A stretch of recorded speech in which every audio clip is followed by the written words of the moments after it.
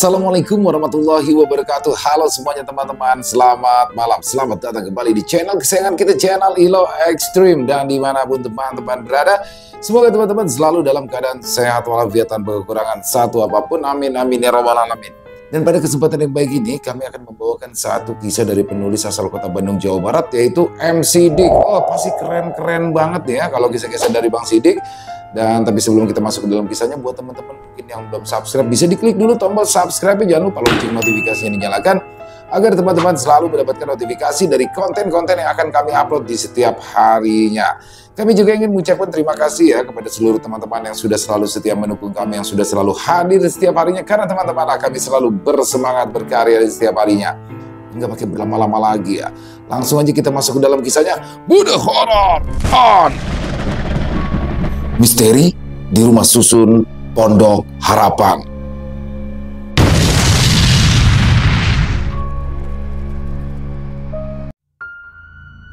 Perkenalkan, namaku Rani, dan aku ingin berbagi cerita yang sampai saat ini masih menghantuiku. Kisah ini bermula ketika aku pertama kali lulus kuliah, dan 1 bulan setelahnya aku diterima bekerja di salah satu perusahaan startup di Jakarta. Seperti kebanyakan orang yang baru memulai karir di kota besar, aku tidak punya uang pada saat itu, dan gaji yang ditawarkan untuk lulusan baru tidaklah banyak, sehingga aku membutuhkan tempat tinggal yang murah. Pada awalnya, aku menjadi kos di dekat kantor, namun harganya yang mahal membuatku mengurungkan niat. Aku pun kembali mencari lagi di pinggiran kota, namun jarak yang jauh dan juga macet membuatku tidak mengambil kos-kosan tersebut. Hingga akhirnya, aku menemukan sebuah unggahan di media sosial tentang seseorang yang menyewakan unitnya di salah satu sudut kota. Dan ketika aku cek kembali, dari tempat itu ke kantor bisa ditempuh dengan naik metro mini sekali saja, sehingga hal itu membuatku langsung bergegas menghubungi orang tersebut untuk menanyakan unitnya. Jujur, bodohnya aku di sini. Aku tidak langsung mengecek unitnya terlebih dahulu, namun aku langsung menyepakati penyewaan unit itu karena tergiur harganya yang lebih murah daripada kos yang aku cari di sekitar kantor. Apalagi aku juga sudah malu terus menginap di kantor selama beberapa hari bekerja, dan hal itu membuatku langsung mengiyakan ketika harga yang ditawarkan cocok dengan kantongku pada saat itu. Tak lama kemudian, akhirnya aku pun berangkat ke tempat tersebut. Unit tersebut terletak di sebuah rumah susun yang bernama Pondok Harapan, sebuah rumah susun tua yang nampak ramai ketika aku sampai di sana. Aku sempat dikirimi foto tentang unit tersebut yang ada di lantai 3, dan dari fotonya menunjukkan ruangan yang kecil dan sederhana namun cukup layak untuk aku tinggali. Mengingat harganya juga jauh lebih murah daripada kos-kosan yang ada di sekitaran kantor, sehingga hal itu membuatku memaklumi kondisi dari unit tersebut. Aku bertemu pemilik unit rumah susun bernama Pak Iwan, seorang parubaya yang menungguku dengan jaket yang lusuh berwarna hijau dan wajahnya yang tampak lesu. Dia langsung melihatku ketika aku sampai di sana, dan tak lama kemudian dia langsung mendekat padaku dan langsung mengenaliku pada saat itu. "Rania?" tanyanya dengan singkat. "Iya Pak," jawabku sambil mengangguk. Bapak pemilik unit itu?" Ia seketika mengangguk dengan cepat, lalu tak lama kemudian dia merogoh saku jaketnya dan memberikan kunci rumah dengan sebuah gantungan kunci bertuliskan nomor 32. Aku mengambil kunci itu dan mencoba untuk tersenyum padanya, namun ketika dia memberikan kunci itu, seperti ada yang aneh darinya. Dia seperti tidak mengajakku untuk mengantar ke unit yang akan aku sewa, sehingga aku sempat bertanya padanya karena aku tidak tahu di mana unit itu berada. "Apa Bapak mau mengantarkan saya ke unitnya?" tanyaku dengan nada yang pelan. Pertanyaanku membuat wajahnya langsung berubah. Dia seketika menggelengkan kepala, bahkan ia mundur selangkah ketika aku bertanya seperti itu. Sepertinya daerah ini tahu di mana unitnya. Tinggal naik ke lantai 3 dan cari nomor 32 di sana." "Mohon maaf, bukannya Saya tidak mau mengantar, tapi saya harus berkeliling lagi untuk mencari orderan agar dapat bonus di hari ini. Aku terdiam sejenak ketika dia berbicara seperti itu, dan ketika aku ingin berbicara kembali, Pak Iwan dengan cepat menyalamiku dan berkata bahwa dirinya harus segera pergi karena ada orderan masuk dari handphonenya pada saat itu. Aku hanya bisa berdiri di sana dan menatap punggungnya yang menjauh. Pada awalnya, aku tidak merasa aneh dengan gelagatnya, hingga akhirnya aku pun bergegas masuk ke dalam rumah susun itu dan meninggalkan Pak Iwan yang kini sibuk menyalakan motornya di sana. Suasana rumah susun itu nyatanya sungguh ramai. Di lantai 1, ketika aku masuk, aku bisa melihat banyak sekali orang-orang yang berdagang di sana. Bentuk unit di lantai 1 dirubah seperti sebuah kios dan berjejer sepanjang lorong, membuat suasana di lantai 1 begitu hidup dengan banyak orang yang berlalu lalang. Begitu juga dengan lantai 2, unit-unit rumah yang diisi oleh keluarga membuat lorong ini penuh dengan suara tawa dari anak-anak. Ada pula suara televisi yang menyala keras dan suara samar-samar dari ibu-ibu yang sedang memasak di dapur. Namun, ketika aku menginjak anak tangga ke lantai 3, suasana itu mendadak sirna. Lantai 3 nampak kosong dan sepi. Lantai ini tidak seperti lantai 2 dan 1 yang ramai oleh para penghuni. Lorong itu nampak panjang dan sempit, dengan dinding yang kusam dan bercak hitam di beberapa tempat. Lampu neon yang menyala di langit-langit hanya memancarkan cahaya kuning yang redup, bahkan beberapa kali berkedip seperti lampu yang hampir mati. Pintu-pintu di sepanjang lorong semuanya tertutup rapat, seperti tidak ada tanda-tanda kehidupan di balik pintu-pintu itu. Tidak ada suara televisi, tidak ada suara langkah kaki, bahkan tidak ada suara tawa atau percakapan yang ada di balik pintu. Bahkan tidak ada satupun pintu yang memiliki alas kaki dan keset di depannya, seolah-olah memang tidak ada orang yang tinggal di lantai 3 ini. Apa semua penghuni di unit ini adalah orang yang kerja ya sepertiku, sehingga di jam seperti ini lantai ini sepi sekali, gumamku. Ya, aku memang izin kerja untuk mengecek unit ini di siang hari, sehingga wajar saja ketika orang lain bekerja, aku berada di rumah susun ini. Sehingga aku berpikir seperti itu tentang unit-unit yang nampak kosong di sisi kiri dan kananku pada saat itu. Aku seolah tidak peduli dengan kondisi seperti ini, karena kalau memang semua penghuni lantai 3 adalah pekerja, mungkin nantinya aku pun akan sama seperti mereka.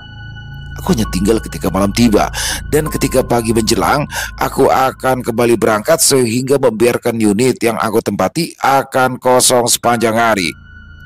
Aku pun akhirnya berjalan sambil mencari-cari di mana unit 32 berada, dan ketika beberapa langkah aku berjalan, aku seperti diawasi oleh sesuatu di sana.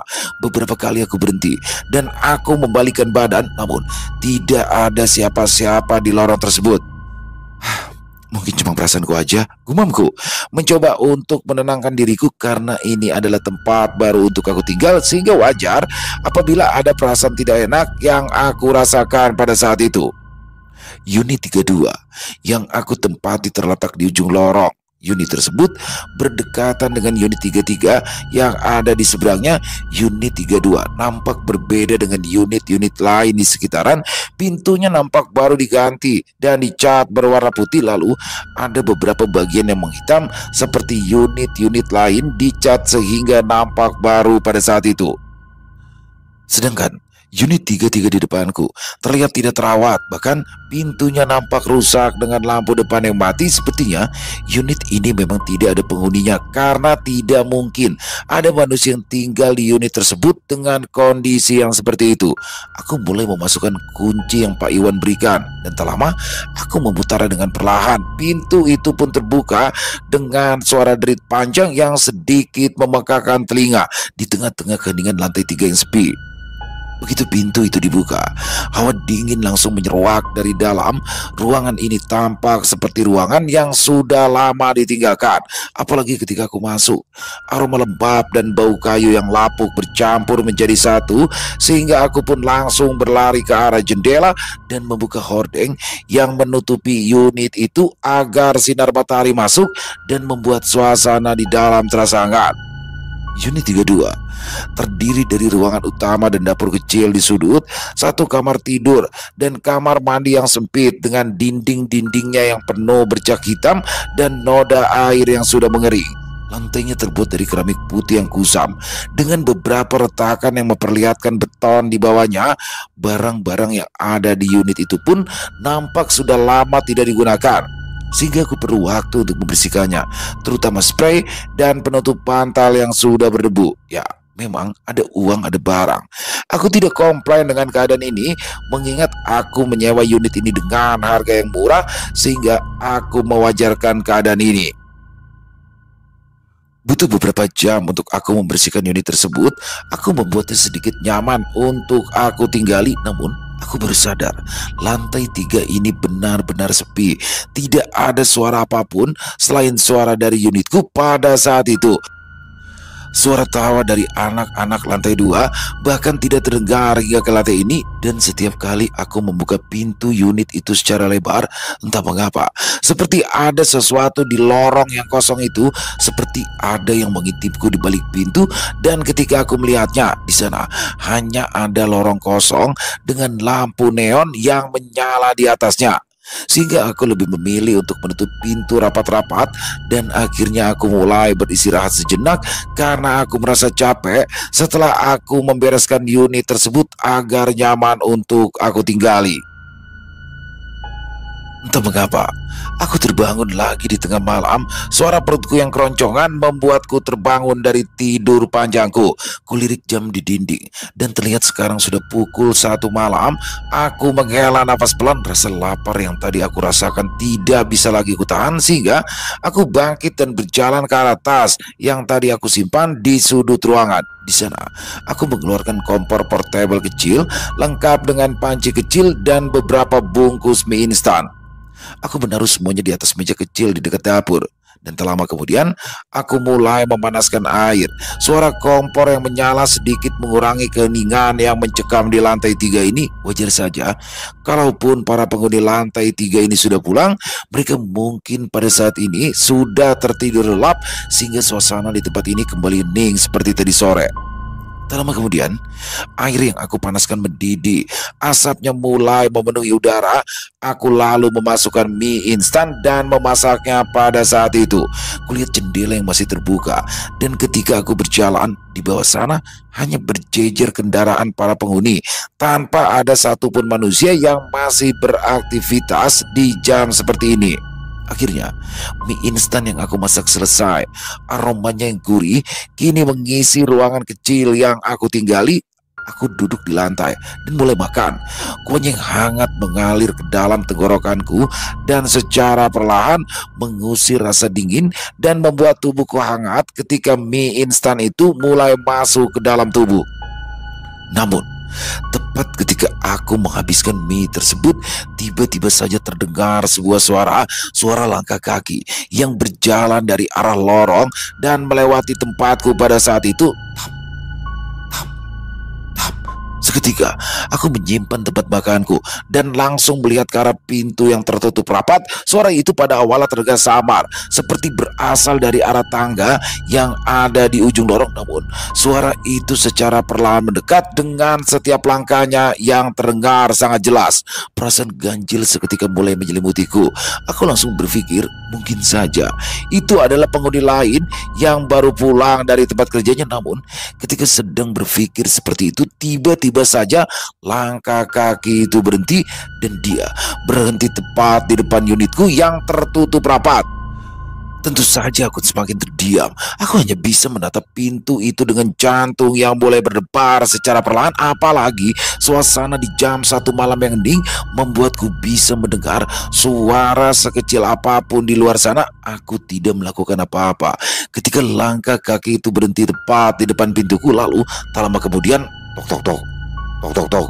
Terdengar suara seseorang yang mengetuk pintuku pada saat itu. Hal itu tentu saja membuatku kaget karena tidak mungkin ada tamu pada jam 1 malam yang datang ke tempat ini, apalagi aku belum sama sekali memberitahukan teman-teman kantorku bahwa aku menyewa tempat ini. Suara ketukan pintu itu terdengar beberapa kali dan tak lama kemudian terdengar suara anak-anak kecil yang samar-samar di antara suara ketukan pintu tersebut. Hei, hei. Suara itu seperti berbisik, namun jelas terdengar seperti seseorang yang membisikkan suaranya tepat di telingaku. Aku langsung membeku ketika mendengar hal itu. Suaranya memang terdengar halus, namun cukup jelas, sehingga aku secara tiba-tiba merasakan rasa takut atas apa yang aku dengar.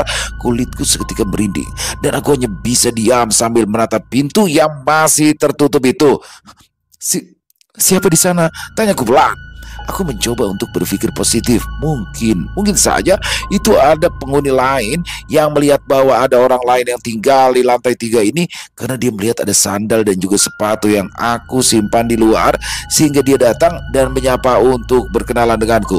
Akan tetapi setelah aku berkata seperti itu, tiba-tiba saja suara yang ada di lorong mendadak hening. Tidak ada suara yang keluar, bahkan tidak ada suara ketukan lagi. Pada saat itu aku yang penasaran langsung berdiri dan langsung berjalan secara perlahan ke arah pintu untuk memastikan siapa yang mengetuk pintu di tengah malam seperti ini. Tepat ketika aku mendekat dan ingin membuka pintu yang tertutup rapat di sana, tiba-tiba saja aku mendengar suara langkah kaki itu kembali. Namun suara langkah kaki itu terdengar menjauh dariku, seolah-olah orang itu berjalan kembali ke arah lorong. Suara itu terdengar jelas hingga akhirnya suara langkah itu menghilang secara perlahan dan suasana kembali hening.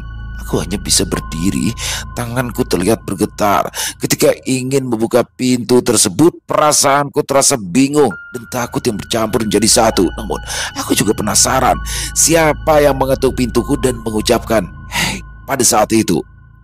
Sehingga aku memaksakan diriku untuk membuka pintu tersebut, dan ketika aku membukanya, lorong itu terlihat sepi seperti sebelumnya.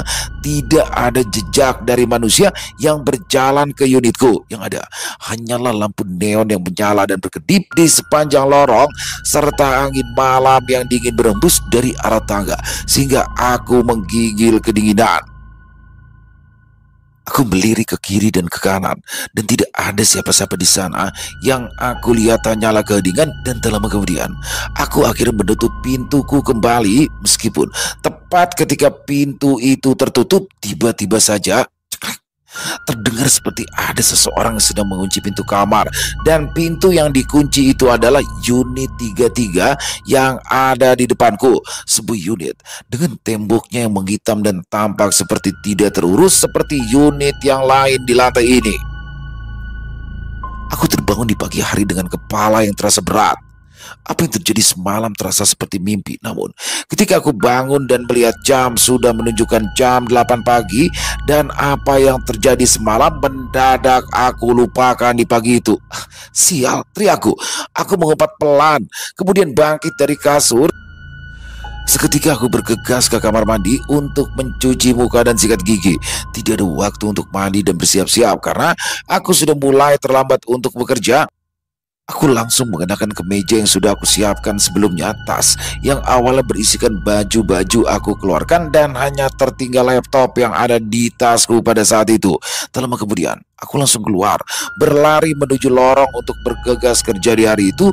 Lorong di lantai 3 masih terasa sunyi seperti biasa. Entah memang tidak ada penghuninya selain diriku, atau mereka sudah berangkat lebih dulu ke tempat kerja. Aku sudah tidak punya waktu lagi untuk memikirkan semua itu. Meskipun perasaan aneh atas kejadian semalam masih terfikirkan olehku, aku langsung turun ke lantai 2 dan lantai 1. Suasana rumah susun yang kemarin ramai kini mendadak sepi. Mungkin jam segini mereka sudah kembali dengan rutinitas mereka masing-masing, karena beberapa pintu di lantai 2 sementara pintu lain terbuka sedikit. Hanya lantai 1 yang masih ramai. Bau masakan dan kopi serta bunyi radio dan televisi bercampur menjadi satu, dan aku hanya melewatinya karena aku harus segera bergegas pergi dari tempat tersebut. Begitu sampai di jalan raya, aku langsung menyetop Metro Mini yang masih lewat. Beruntung, ketika aku sampai di pinggir jalan, sudah ada Metro Mini yang terlihat sehingga tidak perlu menunggu lama. Sepanjang perjalanan ke kantor, aku berusaha melupakan kejadian semalam. Aku mencoba mengalihkan fokusku sepenuhnya pada pekerjaan yang akan aku lakukan sekarang, apalagi ada laporan yang harus aku selesaikan. Dengan beberapa jadwal meeting yang harus aku hadiri dalam seharian ini hingga sore menjelang. Tak terasa, waktu sudah menunjukkan jam setengah 9 malam. Ketika aku selesai dengan pekerjaanku, aku menggerutu sepanjang jalan menuju halte karena banyak sekali pekerjaan yang aku kerjakan di hari itu. Bahkan aku sempat menyalahkan diriku sendiri karena terlalu berambisi untuk menyelesaikan semuanya sehingga aku pulang larut malam. Untungnya, terlihat ada Metro Mini yang masih beroperasi di jam seperti ini. Seketika, Metro Mini itu berhenti tepat di halte dan aku pun duduk di bangku paling belakang. Aku duduk di dekat jendela, menatap kosong keluar jendela dan melihat kota Jakarta yang berkelip penuh lampu serta gedung tinggi yang menjulang. Setengah jam kemudian, aku akhirnya sampai ke rumah susun. Dan ketika aku turun, aku merasakan bagaimana kondisi rumah susun itu ketika malam tiba. Suasana rumah susun itu nampak lebih sepi dibandingkan pagi hari. Hampir semua penghuninya sudah pulang ke unitnya masing-masing. Terlihat hanya ada beberapa warung di lantai 1 yang buka dan sisanya nampak tutup, tidak berpenghuni di sana. Lampu lorong di lantai 1 tampak redup, dan ketika aku berjalan naik ke atas dan sampai ke lantai 2, lorong di lantai tersebut nampak hening. Dengan beberapa pintu yang terbuka, terlihat beberapa keluarga masih beraktivitas dengan obrolan yang terdengar samar di dalam sana. Dan ketika aku naik lagi ke lantai 3, entah mengapa suasananya mendadak berubah drastis. Keheningan di sini terasa jauh lebih pekat dari sebelumnya. Tidak ada suara, tidak ada pintu yang terbuka, dan juga tidak ada kehidupan seperti di lantai 1 dan lantai 2. Yang ada hanyalah sebuah cahaya dari lampu neon yang redup. Aku hanya bisa menahan nafas sejenak, mencoba meredakan ketegangan yang tiba-tiba saja muncul tanpa alasan di dalam diriku pada saat itu. Aku mencoba untuk berpikir positif, dan aku berkata pada diriku bahwa aku tidak perlu takut dengan kondisi seperti ini, sehingga aku hanya berjalan cepat dan langsung membuka kunci pintu dengan sedikit tergesa. Aku sempat melihat ke arah unit nomor 33, namun seperti biasa di sana gelap dan seperti tidak ada kehidupan di sana, sehingga aku hanya memalingkan wajahku sesaat dan masuk ke dalam sebelum akhirnya menutup pintu kembali. Seperti biasa, aku menyalakan lampu ruang utama dan langsung menuju dapur kecil untuk menyiapkan alat makan. Malam ini, aku kembali memasak mie instan. Meskipun ada tambahan telur rebus yang aku beli dari warung di lantai 1, sambil menunggu air mendidih, aku pergi ke kamar mandi untuk sekedar membersihkan diri di sana. Aku mengaca di depan cermin, aku membuka peralatanku dan mengeluarkan pembersih muka dan krim pada saat itu. Namun, ketika aku berdiri di depan cermin, seperti ada sesuatu yang aneh di sana. Ya, wajahku tampak lebih pucat dari biasanya. Apakah ini karena aku kelelahan karena bekerja sampai larut malam? Atau memang cermin ini saja yang pantulannya sedikit samar sehingga wajahku lebih pucat? Ketika aku berpikir seperti itu, tiba-tiba saja dari sudut kiri di atas cermin, aku melihat sesuatu yang bergerak seperti ada bayangan dari seseorang yang berdiri di belakangku. Aku sontak membalikkan wajahku dengan cepat, namun tak ada siapa-siapa di sana. Seketika aku langsung berlari keluar dari kamar mandi, mencoba mencari tahu apa yang aku lihat. Tapi semuanya nampak kosong. Kamar, ruang tengah, bahkan dapur kecil dekat kamar mandi, semuanya kosong. Aku mengecek seluruh ruangan sambil mematikan api yang menyala di atas kompor portable dengan kondisi waspada. Aku hanya bisa menelan ludah dan mencoba meyakinkan diriku bahwa itu adalah pantulan dari sesuatu yang ada di dalam kamar mandi tersebut. Meskipun aku sendiri berpikir bahwa di sana tidak ada benda ataupun sudut ruangan yang bisa menciptakan bayangan seperti manusia seperti itu, aku yang pada awalnya ingin memakai pembersih muka dan juga krim malamku secara tiba-tiba mengurungkan niatku dan menutup kaca itu dengan handuk. Namun, tepat ketika handuk itu menutupinya, tiba-tiba saja ada sesuatu yang terdengar di luar sana. Suaranya terdengar pelan, seperti desahan, namun terdengar jelas seperti seseorang yang menempelkan mulutnya tepat di dekat pintu dan berbicara padaku dari arah luar. Dia hanya mengucapkan satu kata, namun hal itu cukup membuatku membeku seketika. Tubuhku kembali terdiam. Apa yang terjadi kemarin malam yang sempat terlupakan ketika aku bekerja kini kembali memenuhi pikiranku.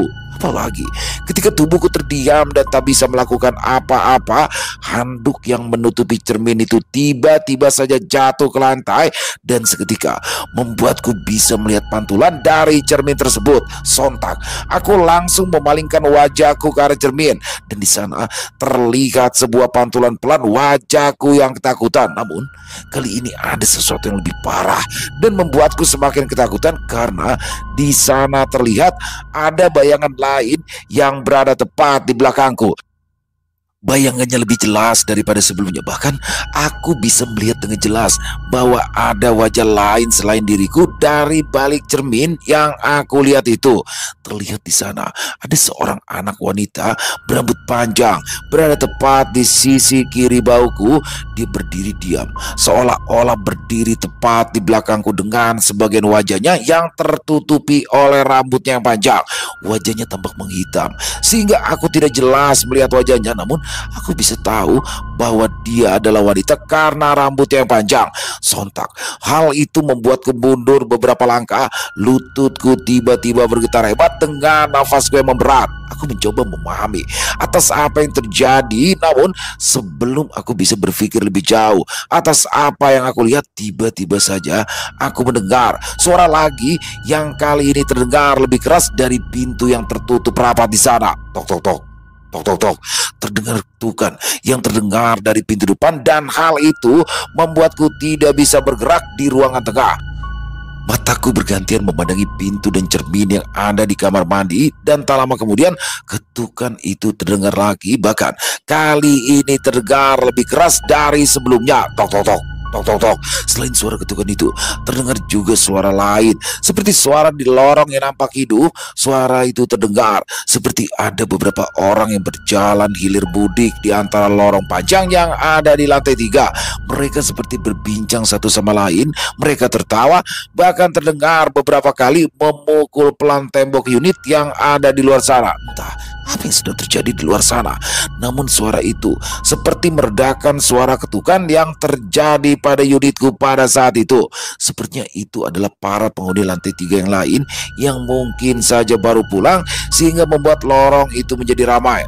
Akan tetapi bukannya merasa lega karena ada suara lain yang aku dengar, aku malah merasakan jantungku semakin berdetak dengan kencang, seperti ada sesuatu yang membuat tubuhku ini ketakutan di antara suara yang ramai di lorong sana.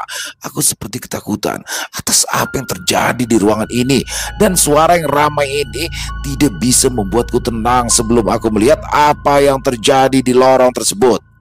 Aku berusaha untuk membuat tubuhku bergerak, dan tak lama kemudian setelah aku bisa menggerakkan tubuhku secara perlahan, aku langsung menutup pintu kamar mandi dan berlari ke arah pintu depan agar aku bisa bertemu dengan manusia lain selain diriku di luar sana. Sehingga aku dengan cepat membuka pintu depan, melihat apa yang terjadi di luar sana. Dan tepat ketika aku membuka pintu tersebut, astaga, apa yang aku harapkan rupanya tidak terjadi.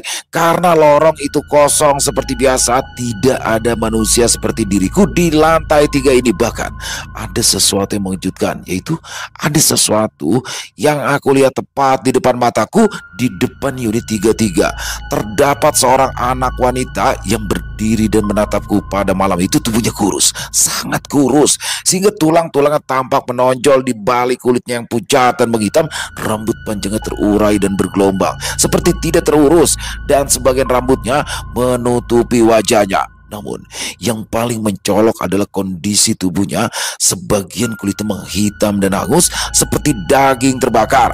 Pakainya robek dan penuh dengan bekas yang gosong. Tubuhnya pun terlihat penuh luka dan terlihat dengan jelas dari balik baju dan celana yang bolong dan sobek di beberapa tempat.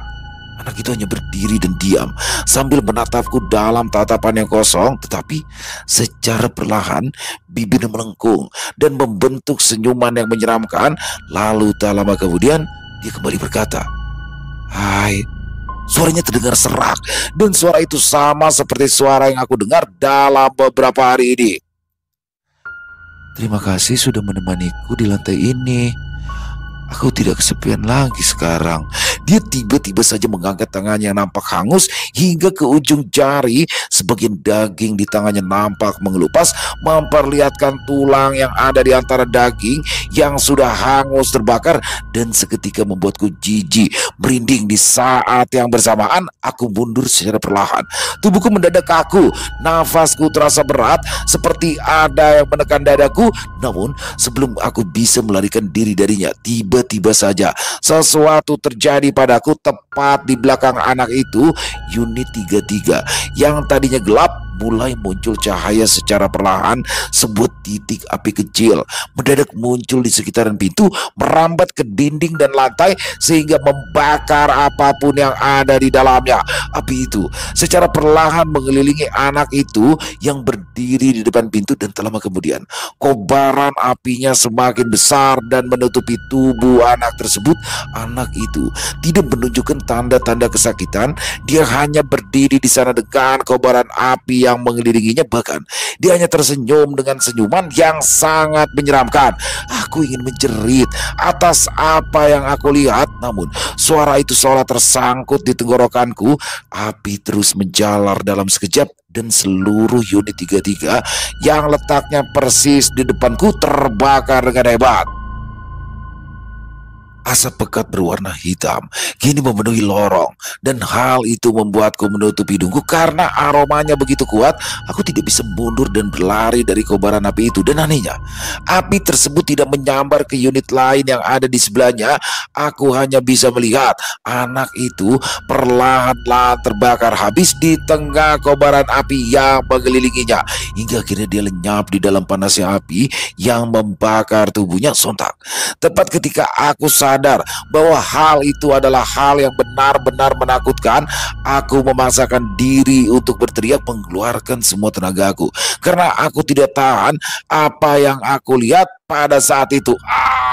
Aku menjerit sekeras-kerasnya. Suaraku menggema di seluruh lorong lantai 3 yang sepi itu, dan setelah itu entah mengapa pandanganku mendadak kabur dan secara perlahan semuanya berubah menjadi gelap sehingga aku tidak ingat lagi apa yang terjadi setelah kejadian itu. Aku terbangun dengan kondisi tubuhku yang tersungkur di kamar mandi. Kepalaku mendadak berat. Dengan mataku yang sulit terbuka, cahaya yang masuk melalui celah tirai membuatku sadar bahwa sekarang sudah pagi. Dan ketika aku menoleh ke arah jam dinding, aku benar-benar kaget karena sekarang sudah jam 10 pagi. Dengan kondisi tubuhku yang masih lemas, aku meraih ponselku. Ada beberapa panggilan tak terjawab, dan itu adalah panggilan dari atasanku. Aku tahu bahwa aku seharusnya panik dengan kondisi tersebut, namun pikiranku terlalu kacau. Ya, kejadian semalam membuat kepalaku pusing atas apa yang aku alami. Entah apakah itu mimpi atau kenyataan, namun semuanya nampak begitu nyata dan aku benar-benar bingung dengan hal tersebut.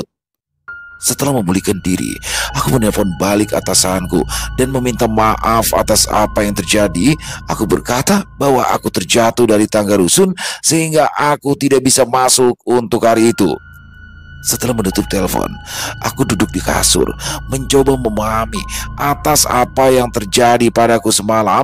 Setelah berpikir sejenak, aku memutuskan untuk menelpon Pak Iwan yang merupakan pemilik dari unit ini. Mungkin dia tahu sesuatu dengan apa yang terjadi pada aku dan apa yang aku lihat di dalam mimpi itu. Aku beberapa kali menelponnya dan beberapa kali pula dia tidak mengangkat teleponku, hingga akhirnya setelah menunggu setengah jam, barulah Pak Iwan menghubungiku kembali. Ia lalu meminta maaf bahwa dia pada saat itu sedang berada di jalan dan tidak mendengar dering telepon dari handphonenya. Pada awalnya, aku ingin langsung membicarakan tentang apa yang terjadi di unit ini, namun belum sempat aku bertanya padanya, tiba-tiba saja ia berkata padaku, "Pasti Ade mau minta uang sewa itu kembali ya?" Katanya dengan nada yang pasrah. Aku mendadak terdiam dan terkejut dengan responnya. Kata-katanya membuat aku semakin berpikir atas unit yang aku sedang tinggali ini. Kenapa dia berkata seperti itu? Apakah dia tahu atas apa yang aku alami? Gumamku pelan, namun aku kembali menjawab dengan nada yang berbeda. "Ah, bukan Pak, saya hanya ingin tahu tentang lantai 3 ini karena kemarin saya mengalami kejadian-kejadian yang tidak mengenakan." Jawabku pelan. Terdengar jeda panjang di ujung telepon sana. Hanya terdengar suara nafas berat dari Pak Iwan selama beberapa detik. Dia nampak ragu atas apa yang akan dia katakan selanjutnya, dan tak lama kemudian dia kembali berbicara. "Kalau memang Ade mau keluar, tinggal bilang saja ya. Saya tidak akan menahan semua orang yang menyewa unitku untuk pergi keluar. Kalau misalkan perlu, saya bisa mentransfer uang sekarang. Ya paling dipotong uang sewa selama beberapa hari saja," katanya sambil menghela nafas panjang. Aku semakin bingung, apalagi ketika dia seperti ingin aku keluar dari unit tersebut. Apalagi dia menawarkan untuk mengembalikan uang itu tanpa protes. "Pak," kataku pelan, "saya itu masih ingin bertahan di sini Pak, karena saya sulit mencari tempat lagi apabila saya harus keluar sekarang. Tapi saya itu hanya ingin tahu atas apa yang terjadi di lantai 3 ini, karena saya merasa seperti mimpi buruk, dan itu ada hubungannya dengan unit yang ada di lantai ini Pak." Pak Iwan mendadak terdiam lagi, namun kali ini tidak terlalu lama seperti sebelumnya. Setelah beberapa saat, dia hanya mendesah pelan sambil berkata, "Baiklah," katanya pelan. "Kita bertemu di lantai 1 seperti kemarin. Tapi sebelumnya mohon maaf. Dan kalau misalkan setelah saya ceritakan Ade mau keluar, saya hanya bisa pasrah dan mengembalikan uang yang sudah Ade transfer." Aku hanya menjawab bahwa masalah keluar atau tidak itu urusan nanti. Yang pasti kita harus bertemu dulu dan mencari tahu apa yang terjadi dengan lantai 3 ini. Hingga akhirnya Pak Iwan mengakhiri panggilan tersebut tanpa berkata-kata lagi, dan itu membuat perasaanku semakin bercampur aduk. Apakah sebenarnya dia tahu sesuatu? Dan kenapa ia seperti pasrah ketika aku berbicara tentang lantai 3 ini? Setelah 1 jam berlalu, akhirnya Pak Iwan kembali datang ke rumah susun itu.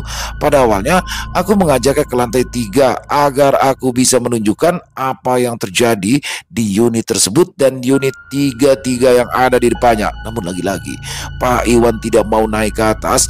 Malah dia berkata bahwa dia akan menunggu di warung kopi yang ada di dekat rumah susun itu.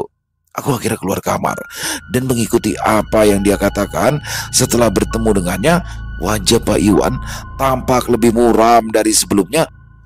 Matanya seperti terus menghindari tatapanku, dan dia hanya bisa menunduk pelan sambil menjeruput kopi yang ada di depannya. Pada awalnya, aku kembali meyakinkan dirinya bahwa aku tidak akan keluar dari unit itu. Aku hanya ingin tahu tentang lantai 3 dan segala keanehan di dalamnya. Setelah beberapa kali aku mendesak, dia akhirnya mulai bercerita, dan di sana aku baru sadar bahwa lantai 3 itu memang kosong, benar-benar kosong, dan tak ada satupun manusia yang ingin menyewa unit-unit di lantai itu selain diriku. Mereka semua lebih memilih lantai 1 dan 2, bahkan mereka lebih rela naik lebih tinggi ke lantai 4 dan lantai 5 daripada harus tinggal di lantai 3. Ada satu alasan kuat kenapa mereka melakukan hal itu, karena beberapa tahun yang lalu ada kebakaran besar di rusun itu, dan hal itu terjadi di unit 33 yang letaknya ada di seberang unitku. Ketika kebakaran itu terjadi, ada satu anak yang terjebak bernama Sari di sana. Entah mengapa dia terjebak dan tidak bisa keluar. Pada awalnya, para warga rumah susun menyangka bahwa unit itu kosong karena kedua orang tuanya bekerja. Namun, ketika kobaran api mulai melahap unit itu sampai habis, terdengar sebuah jeritan dari dalam sana, dan ketika mereka semua mencoba untuk membantunya, hal itu sudah terlambat. Pak Iwan menghela nafas ketika dia menceritakan hal tersebut. Dan sejak saat itu, lantai 3 jadi angker. Para penghuni yang awalnya menempati lantai 3, seperti keluargaku, seringkali diganggu oleh penampakan Sari. Dia layaknya anak kecil yang suka mengetuk-ketuk pintu, berlari-larian di lorong, bahkan suka menampakkan diri di setiap unit yang pernah dia masuki di lantai tersebut. Sehingga para penghuninya memilih pindah lantai dan pindah dari rusun itu, termasuk saya. Awalnya saya ingin menjual unit itu, namun karena apa yang terjadi pada saat itu membuat unit saya susah terjual dan saya memutuskan untuk menyewakannya. Semua penyewa tidak akan ada yang lama tinggal di unit itu. Bahkan ketika saya memberikan harga yang murah, mereka semua tidak bertahan lama. Semua itu gara-gara Sari yang sering muncul di sana, dan itu membuat mereka ketakutan, seperti yang sudah Ade alami semalam. Aku hanya menatapnya dengan perasaan yang berat, jantungku berdetak kencang dan aku hanya bisa diam. Tidak bisa berkata apa-apa, namun dari sana aku bisa mengetahui semuanya dan apa yang aku alami semuanya masuk akal. Mungkin Sari datang karena dia hanya ingin ditemani dan dia datang ke unitku hanya untuk berkenalan. Atau mungkin dia belum sadar bahwa dia bukan manusia lagi. Aku hanya bisa mengangguk pelan, dan setelah aku mendengar dari Pak Iwan, aku memutuskan untuk melanjutkan menyewa unit itu setidaknya hingga akhir bulan ini. Aku kembali menempati unit tersebut, dan ketika malam tiba, Sari yang diceritakan oleh Pak Iwan itu kembali muncul dengan tanda-tanda yang sama. Dia akan berjalan di lorong, mengetuk pintu setiap malam, dan mengucapkan "Hai" padaku. Aku lebih memilih untuk tidak menghiraukannya, meskipun itu sangat mengganggu. Walaupun dia muncul berupa bayangan di cermin, aku lebih memilih untuk memakai cermin kamar mandi ketika siang hari karena menurutku lebih aman dibandingkan malam hari. Aku mulai bertahan dalam beberapa malam. Aku juga mulai terbiasa dengan langkah Sari di lorong sunyi lantai 3. Namun meskipun aku berusaha mengabaikan semuanya, ketakutanku itu tidaklah sepenuhnya hilang. Aku bertekad untuk terus bertahan setidaknya sampai akhir bulan, di mana aku bisa pindah ke tempat yang baru dan meninggalkan unit yang menyeramkan ini. Tapi sepertinya aku hanya mampu bertahan hingga minggu kedua. Semakin lama gangguan itu muncul, secara perlahan aku mulai merasakan lelah secara fisik dan mental. Bahkan hal itu berimbas dengan pekerjaanku di kantor. Aku yang tidak bisa tidur membuatku telat bangun dan terlambat kerja, sehingga konsentrasiku terpecah antara pekerjaan dan kejadian aneh yang ada di unit itu. Memasuki minggu ketiga, ada sebuah panggilan dari atasanku yang bisa menjadi alasan bagiku untuk pergi dari unit ini. Ya, aku dipindahkan ke salah satu kantor cabang yang ada di Pandeglang, Banten. Hingga tanpa berpikir panjang, aku pun langsung menerima hal tersebut. Dan ketika aku membicarakannya kepada Pak Iwan, aku bisa meninggalkan unit tersebut tanpa ada rasa bersalah padanya. Aku meninggalkan unit itu dan tidak pernah kembali lagi hingga saat ini. Aku juga tidak pernah mencari tahu apa yang terjadi setelahnya, karena setelah aku bertugas di Pandeglang, aku dipindahkan lagi ke Jawa Timur hingga hari ini. Namun meskipun sudah bertahun-tahun berlalu, ingatanku terhadap unit itu tetap melekat di benakku. Dan kadang-kadang di dalam keheningan malam, aku masih bisa mendengar suara langkah kecil dan juga ketukan pintu. Meskipun itu mungkin hanya perasaanku saja.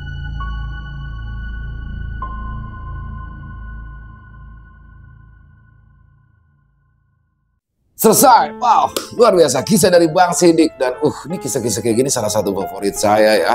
Bagaimana teror di satu tempat yang baru, apalagi ini adalah rumah susun, dan ini diceritakan dalam sudut pandang orang pertama ya. Jadi dapat banget, gigit banget di situ. Jadi kayak kita seolah-olah kita berada di lokasi itu ya, di kamar itu. Dan di sini bagaimana Rani. Ini Rani luar biasa ya, mental baja.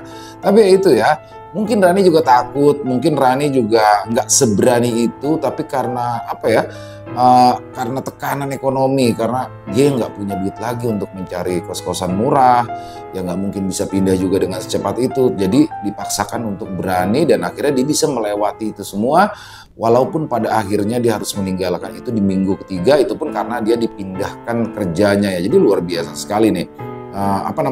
terkadang untuk berani memang harus dipaksa, dan seperti Rani ini dia dipaksa oleh keadaan sehingga dia bisa melewati itu semua ya, walaupun masih membekas ya, masih trauma, masih terdengar tuh. Jadi walaupun sampai saat ini masih terdengar di kuping dia kayak suara ketukan, kayak suara wah itu serem banget tuh asli.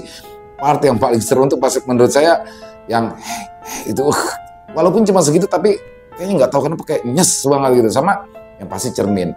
Tapi gitu ya, ada nggak sih teman-teman yang suka kalau bercermin di malam hari, terutama di kamar mandi ya, pas lagi gosok muka gitu kan, kayak pas cuci muka pakai sabun, wah ini takutnya pas melek gitu ngelihat ada sesuatu yang berbeda gitu di cermin itu. Ya kalau saya sih suka begitu kadang-kadang ya, terutama malam hari. Jadi keren banget Bang Sidik kisahnya di sini, bagaimana ternyata di misteri yang terkuak adalah ternyata bekas terjadi kebakaran di lantai 3 dan saat itu menewaskan seorang anak kecil ya yang bernama Sari, yang mana akhirnya sosok yang menyerupai Sari ini meneror siapapun yang tinggal di lantai 3. Luar biasa sekali. Mari kita ambil hikmah yang baik-baiknya saja dan kita buang yang buruk-buruknya. Oh ya, ini adalah kisah nyata yang disampaikan oleh narasumber yang bernama Rani, yang mana untuk nama, untuk lokasi tempat setting kejadian sudah disamarkan, termasuk nama Pondok Harapan ini adalah nama samaran ya teman-teman, atas permintaan dari narasumber. Jadi ini adalah kisah nyata, tapi sekali lagi kan banyak tuh teman-teman yang nanya, ini kisah nyata atau bukan ya? Jadi menurut narasumber ini adalah kisah nyata, tapi terlepas dari untuk percaya atau tidaknya kami kembalikan ke teman-teman lagi. Kalau menurut saya pribadi, mari kita ambil saja hikmah baik yang ada dalam kisah barusan dan dibuang yang buruk-buruknya. Apabila menurut teman-teman nggak ada yang baik, dibuang saja dan dijadikan sebagai hiburan, gitu ya. Dan sekali lagi terima kasih kepada Bang Sidik. Ditunggu lagi kisah-kisah keren selanjutnya dan semoga kisah barusan bisa menghibur teman-teman semua, para pecinta penikmat horor misteri, lebih khusus lagi kepada para subscriber dari channel ILO Extreme. Dan buat teman-teman mungkin yang punya komentar lain atau pendapat lain bisa menuliskan di dalam kolom komentar ataupun hanya sekedar saling menyapa, silakan, insya Allah kami akan menjawab satu persatu. Buat teman-teman yang suka dengan videonya, dengan kisahnya barusan, bisa diklik tombol like atau boleh juga share link videonya ke teman-teman yang lain agar juga ikut merasa terhibur. Buat teman-teman yang baru gabung atau yang sudah lama gabung tapi ternyata lupa nih belum subscribe, bisa diklik dulu dong tombol subscribe-nya. Jangan lupa lonceng notifikasinya dinyalakan agar teman-teman selalu mendapatkan notifikasi dari konten-konten yang akan kami upload di setiap harinya. Dan untuk channel ILO Extreme kami upload setiap hari teman-teman ya, setiap malam jam 7 malam waktu Indonesia bagian Barat. Oh iya, buat teman-teman juga mungkin yang punya kisah horor misteri ya, yang diangkat dari kisah nyata yang berdasarkan pengalaman pribadi, apabila mungkin berkenan dibawakan di channel kami, silakan bisa mengirimkannya ke nomor telepon kami yang ada di bawah sini, dan bebas dalam bentuk tulisan boleh, dalam bentuk rekaman suara boleh, pokoknya senyamannya teman-teman aja ya. Dan buat teman-teman yang sudah mengirimkan kisah, kami ucapkan terima kasih. Di akhir kata, saya ILO mengucapkan permohonan maaf apabila mungkin dalam pembawaan kisahnya barusan ada kata-kata saya yang salah ataupun ada kata-kata saya mungkin yang kurang berkenan. Saya mohon dibukakan pintu maaf yang seluas-luasnya dan sampai berjumpa lagi di konten-konten kami selanjutnya yang pasti tidak kalah ngerinya, yang pasti tidak kalah seramnya, masih bersama saya ILO di channel ILO Extreme. Salam sehat, sukses selalu untuk kita semua. Assalamualaikum warahmatullahi wabarakatuh.